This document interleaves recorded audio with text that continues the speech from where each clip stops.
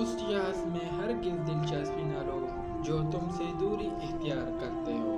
حضرت علی رضی اللہ تعالیٰ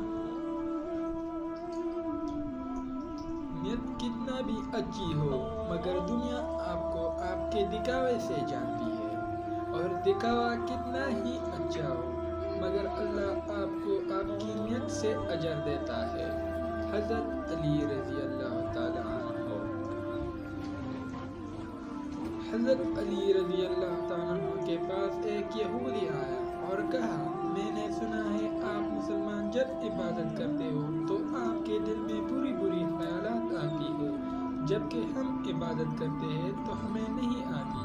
حضرت علی رضی اللہ تعالیٰ عنہ نے جواب میں فرمایا، اگر ایک گھر فقیر کا ہو اور ایک امیر کا ہو تو چور کہاں جائے گا؟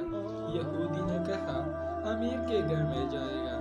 حضرت علی رضی اللہ تعالیٰ عنہ نے فرمایا، تبھی تو شیطان ان کو ستاتا ہے جن کے دل میں اللہ ہو، جن کے دل میں اللہ نہ ہو وہ امیر کے گھر میں جائے گا۔